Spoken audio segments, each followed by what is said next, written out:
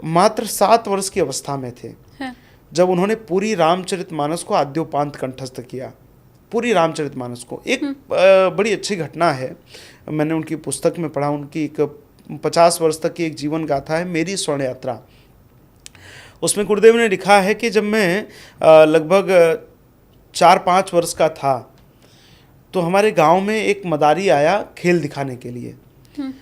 तो वो मदारी जब खेल दिखा रहा था तो उसी में एक घटना हुई कि जो बंदर होता है वो सबसे जाकर के क्षमा मांगता है, माफ़ी मांगता है। तो बंदर सबके पास जब जाने लगा तो छोटे छोटे बच्चे ही थे गुरुदेव जिनके साथ गए थे हाथ पकड़ के, चूँकि 2 माह की अवस्था में गुरुदेव के भौतिक नेत्र चले गए थे।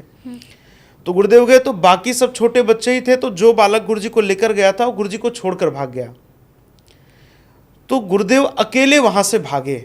जब वो बंदर पास में आया तो गुरुदेव जब भागे तो पास में ही एक सूखा कुआं था, उस कुएं में गुरुजी गिर गए। और कुएं में गिरे तो अब गुरुजी पहले तो बड़े दुखी हुए, रोने लगे।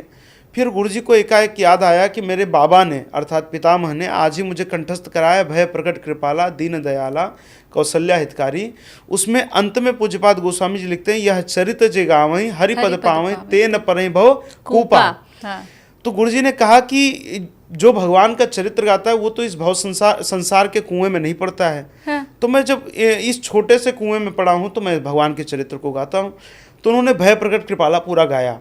और उससे में क्या हुआ कि गांव की एक महिला थी, वृद्ध महिला थी, वो गुरुजी की आवाज़ सुन गई और आकर के फिर उन्होंने गुरुजी को बड़े प्रयास करके गुरुजी को वहाँ से कुएं से निकाला। तो गुरुजी की आस्था रामचरितमानस में और दृढ़ हो गई। गुरुजी ने कहा कि जब इतनी छोटी सी पंक्ति मुझे इस कुएं से निकाल सकती है तो अगर मैं पूरे रामचरितमानस को कंठस्थ कर लूँगा तब तो मैं इस भवकूप में, इस संसार सागर में फंसूंगा ही नहीं। हाँ। और फिर गुरुजी ने 7 वर्ष की आयु में पूरी रामचरितमानस को कंठस्थ किया।